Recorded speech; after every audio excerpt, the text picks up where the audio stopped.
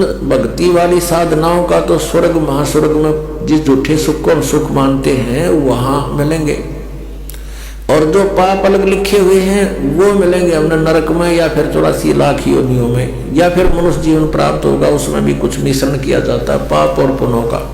तो कहने का भाव ये है कि जहां हम रह रहे हैं वो और जिन भगवानों को हम पूज रहे हैं उनकी पूजाओं से हमारे संचित कर्म नहीं कट सकते। प्रारब्ध का जो कर्म, प्रारब्ध का कर्म वो होता है जो हमारे जीवन में लिख दिया जाता है, जिसको हम भाग्य बोलते हैं, किस्मत, वो दोनों भोगने पड़ेंगे। और कबीर परमेश्वर की शरण में आने के बाद ये परमात्मा कहते हैं यजुर्वेद अध्याय नंबर 5 के और मंत्र नंबर 32 में कहा है कि उसी कसी कबीर अंगारी हसी बम्भारी हसी। अंगारी माने अग माने पाप, अरि माने शत्रु, पापों का नाशक, वो कबीर है, कबीर देव का, हम उसको कबीर साहब बोलते हैं। बम्भारी माने हमारे कर्मों के बंधन को काटने वाला, बम्बर माने बंधन और अरि माने शत्रु, बम्भारी। तो बम्भारी जो बंधनों का शत्रु है वो कबीर देव है, कबीर साहब है। और वो रित धामा सवर ज्योति रित धामासी, वो स्वयं प्रकाशित है उसका शरीर परमात्मा का। जैसे सूर्य स्वयं प्रकाशित है ऐसे ही परमेश्वर का शरीर स्वयं प्रकाशित है, साकार है, मनुष्य सदृश है, नराकार है, मनुष्य तुल्य है वो। और वो सतलोक में रहता है। अपना आत्मा परमात्मा ने 600 वर्ष पहले अपनी अमृत वाणी में बोला था, कबीर वाणी में, सच्चिदानंद घन ब्रह्म की वाणी में 600 वर्ष पहले कहा था कि वेद मेरा भेद है, मैं मिलो वेदन में नाही, और जौन वेद से मैं मिलूं वो वेद जानते नहीं। वेद मेरा भेद है, मेरी ही जानकारी, मेरी महिमा का गुणगान वेद कर रहे हैं, लेकिन इन वेदों में वर्णित विधि से मेरी प्राप्ति नहीं हो सकती, क्योंकि इन चारों वेदों में ब्रह्म तक की साधना का उल्लेख लिखा है। और पांचवा जो वेद था सूक्ष्म वेद, जो सच्चिदानंद घन ब्रह्म की वाणी यानी पांचवा वेद था, उसको नाश कर दिया इस काल भगवान ने कि कहीं इन मेरे अंतर्गत जितने प्राणी हैं इनको भगवान का पता ना लग जाए और इस साधना को करके ये मेरे जाल से निकल ना जाए। इस दृष्टिकोण से इस काल भगवान ने वो पांचवा वेद नाश कर दिया।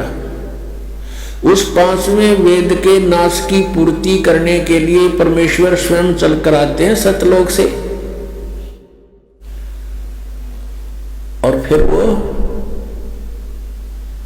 जानकारी देते हैं खुद आकर के। वो कहलाती है सच्चिदानंद घन ब्रह्म की वाणी। श्रीमद् भगवत गीता अध्याय नंबर 4 के श्लोक नंबर 32 में कहा है कि अर्जुन, जो 25 से लेकर और 31 तक जिन मंत्रों की श्लोकों में जो व्याख्या है, कोई तो योगासन करता है, कोई देवताओं की पूजा करता है, कोई तीक्ष्ण अहिंसावादी बनकर मुंह पर पट्टी बांध कर नंगे पैरा घूमता है, कोई जीव इंसान हो जाए ऐसी साधनाएं करते हैं, कोई स्वाध्याय ही करता है, कोई केवल अपने श्वास उश्वास पर ध्यान देता है कि श्वास बाहर जाता है, वो श्वास अंदर आ जाता है, इस पर देखते रहो, बस यही क्रियाएं हैं, यही साधना है।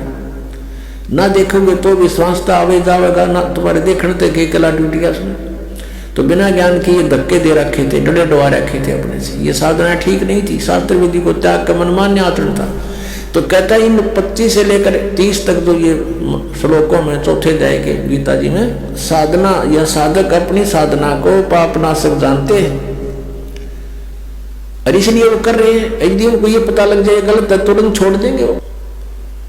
तो फिर कहा गीता जी अध्याय नंबर 4 के श्लोक नंबर 32 में कि वो यथार्थ ज्ञान इन यज्ञों का, जो यज्ञ कर रहे हैं ना परमात्मा पाने के लिए ट्राई कर रहे हैं, यज्ञ माने धार्मिक अनुष्ठान, इन धार्मिक यज्ञों की अनुष्ठानों की जानकारी बहुत विस्तार के साथ लिखी है सच्चिदानंद ब्रह्म की वाणी में। ब्रह्मणे मुखे यानी उस परमात्मा ने अपने मुख से आकर बोली है उस वाणी में। वो वो यथार्थ ज्ञान लिखा हुआ है। अपनात्मा वो है सच्चिदानंद घन ब्रह्म की वाणी, कबीर वाणी।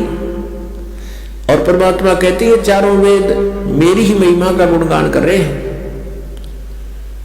लेकिन मैं इन वेदों में वर्णित विधि से प्राप्त नहीं हो सकता। आपको दिखाते हैं यजुर्वेद, यजुर्वेद अध्याय नंबर 5 का मंत्र नंबर 32 में कबीर अंगारी असी बम्भारी असी। ये देखिएगा, ये है यजुर्वेद और महर्षि दानंद द्वारा इसका अनुवाद है। इसके प्रकाशक कौन है?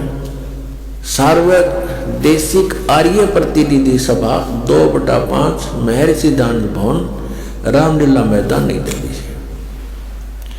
यजुर्वेद आर्य भाषा भाष्य संपूर्ण 40 अध्याय, महर्षि दानंद सरस्वती कृत। इस दानंद जी ने इसका अनुवाद किया है। ये लेखक नहीं है वेदों का, केवल अनुवाद करता है, जैसे गीता जी के गढ़े अनुवाद करता है। और मुद्र किए हैं Prince offset printers 1510 Pataudi house Daryaganj नई दिल्ली से। अब इसके 5वें अध्याय के 32वें श्लोक में दिखाते हैं आपको। ये 5वां अध्याय और ये है नीचे 32वां मंत्र 32। यह देखिएगा, उसी गसी, ये देखो कबीर अंगारी असी। हम इसको कबीर बोल देते हैं, बै अपने लैंग्वेज में हम बै बोलते हैं। कबीर अंगारी असी बम्भारी अविसुर असी। अच्छा, इसका इन्होंने अनुवाद किया है, ये देखेंगे। हे जगदीश्वर, जिस कारण आप उसी के माने कांतिमान, असी माने हैं, और अंगारी माने खोटे चलन वाले जीवों के शत्रु। ये लिखना था, आप पाप के शत्रु हैं, पाप नाशक हैं। अब ये अनुवाद करता महर्षि दानंद का अपना ज्ञान सिद्धांत था कि भगवान पाप नाश नहीं करता, इसलिए इसने यहाँ बात उलझा दी। और फिर 8वें अध्याय के 13वें श्लोक में 6 बार लिख रखा भगवान पाप का नाश कर देता है, वहां इसकी बसाई नहीं। ये लिखना था, वो अंग माने पाप, अरि माने शत्रु, वो पापों का शत्रु कौन है? कबीर। अब इन्होंने इसको, ये कबीर है, कबीर, हम इसको कबीर बोलने लाएंगे, और इसने ये कर दिया इसका कवि, और अर्थ कर दिया कांत प्रजय है। अब पहले हम इस, और फिर बम्बारी, ये देखो बम्बारी, बम्ब आरी माने, बम्ब माने बंधन, अरि माने शत्रु, बंधनों के शत्रु, यानी हम उसको बंदी छोड़ कहते हैं, जो बंधन काट दे, बंधन तो छुड़वा दे। हम कबीर जी को, कबीर परमेश्वर को हम बम्भारी यानी हम बंदी छोड़ कहते हैं। और इसको लिखने का फर्क नहीं, बंदी छोड़ लिख दे, बंधनों का शत्रु लिख दे, एक ही बात है। अब जैसे इन्होंने यहाँ जो गलती की है ना, यह गलत कर दिया। ये अगर या तो फिर कवि ये लिख देते यहाँ पर, वो कवि है बस, फिर भी हम मान जाते, न कुछ ठीक करने की चेष्टा की। कबीर का अर्थ कांत प्रजय लिख दिया, ये कोई बात हुई। अब जैसे ये यजुर्वेद है जिसको हम पढ़ रहे हैं, और इसका कहीं पर व्याख्या हो, अब दिखाते हैं आपको। अब जैसे ये इसी यजुर्वेद का अब 36वां अध्याय है, ये देखो, ये 36 अध्याय, 36 अध्याय यानी 36, 36, और इसका ये प्रथम मंत्र है, ये रहा। इसमें ये लिखा है रचम वाचम प्रपदे मनो यजु प्रपदे, ये यजु शब्द लिखा है। अब ये है यजुर्वेद के विषय में, और इसका कोई अर्थ कर दे वो गलत करेगा, इसका यजुर्वेद ही लिखना पड़ेगा। जैसा कि इस महर्षि ने ये ठीक किया, यहाँ पर ये है यजु, इसका यहाँ अनुवाद किया है, वहां मूल पाठ था। ये देखो, ये यजु शब्द है और इसका यजुर्वेद लिखना पड़ा, ये सही अर्थ बना यहाँ पर। यदि इस यजु का अर्थ कर देते यज्ञ स्तुतियों का संग्रह, तो के बेराव का के है संग्रह, यज्ञ स्तुतियां लिख दे इसकी, यज्ञ स्तुति, तो यजु का अर्थ यहां लिखना पड़ेगा कि वह है यजुर्वेद के बारे में कहा जा रहा है। तो ठीक जहां इन्होंने कवि कर दिया उसको हमने कबीर देव कर पढ़ना पड़ेगा, कबीर देव लिखना है। देखो हम फिर आते हैं वही 5वें अध्याय के 32वें श्लोक में। ये 32वां श्लोक यजुर्वेद का। अब यहाँ इसने जो कवि कर दिया, यहाँ लिखना था वो कबीर देव है, बस वो कबीर देव लिख देते। हम कबीर देव कहने लगे, देव को परमेश्वर, देव का अर्थ परमेश्वर होता है, तो यहाँ लिखना था वो कबीर देव हैं। और देखो यहाँ लिखा है ऋतधामासी सवर ज्योति। ऋतधामा इन्होंने खुद लिखा है, ऋतधामा माने सतधाम युक्त। हम सतधाम कहो, सतलोक कहो इसको। ये सतलोक ऋतधामा नो कारण ये फलाना ऋतधामा माने सतलोक वाला, सतलोक का निवासी। वो कहते नहीं ये फलाने गांव का है, हाँ यो फलाना वो गांव का है।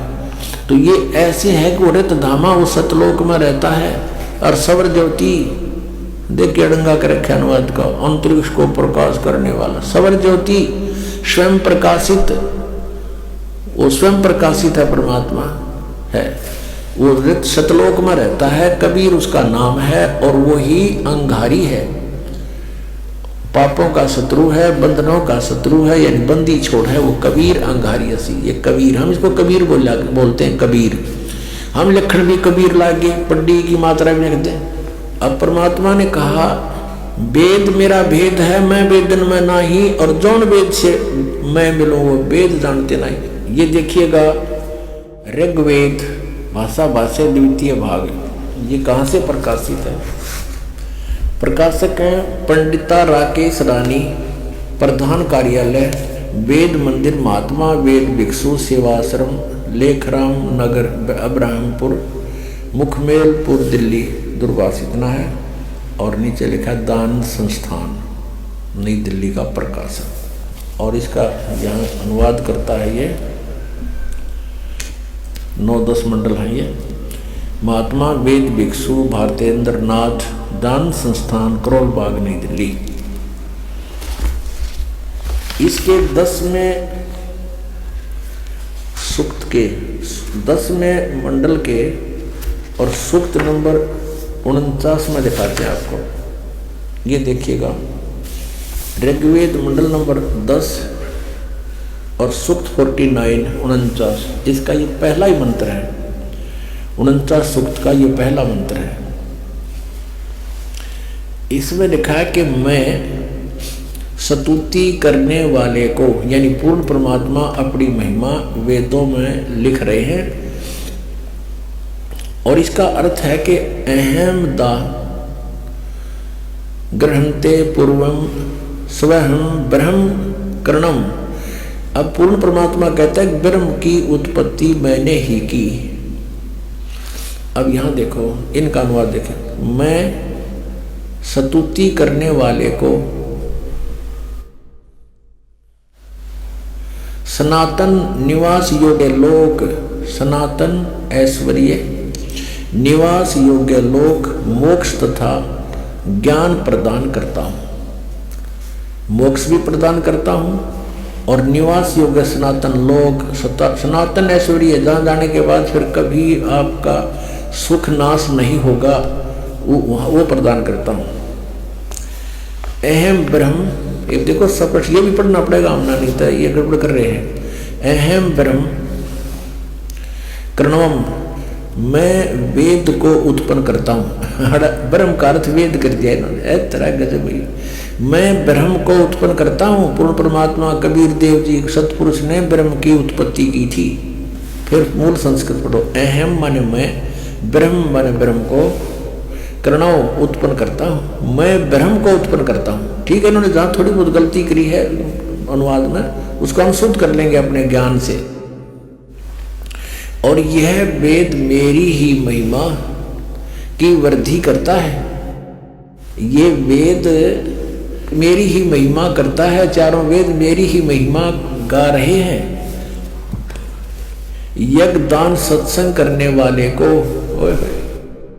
सन्मार्ग में आदेश करने वाला मैं ही हूँ। करे करावे साईं आमन में लहर उठा और दादू सिद्धर जीव के आप बगल हो जा। कहता सब ये दान पुण्य सत्संग पुण्यात्मा जो मेरे से जुड़ गए हैं उनको मैं ही लाता हूँ। यहाँ पर मैं ही सन्मार्ग का आदेश करने वाला मैं ही हूँ। मैं सकल युद्ध में न देने वाले कुसंगी यज्ञशील जनों को ही हराता हूँ। हराता है यानी हराता हूँ, यानी कहने का भाव यह है कि ये मैंने तो ब्रह्म की उत्पत्ति की है और जो मेरी सतभक्ति करते हैं, मेरी स्तुति करते हैं, उनको सनातन लोक, सनातन माने शाश्वत स्थान प्राप्त कराता हूँ। और वहाँ से जब हम चले गए तैश्वरी आप पर रहेंगे, वहाँ सारे ठाठ मृत्यु नहीं, कभी कोई बुढ़ापा नहीं, किसी चीज़ का भाव नहीं, निवास योग्य लोक मोक्ष तथा ज्ञान प्रदान करता हूँ। और मैं अहम ब्रह्म कर्णम मैं वेद को उत्पन्न करता हूँ, या वेद नहीं, यहाँ ब्रह्म को उत्पन्न करता हूँ। और मह्यम वर्धनम महिमम, और ये जो वेद है वो मेरी महिमा गा रहे हैं, क्योंकि ब्रह्म ने फिर वेदों का ज्ञान आगे दिया।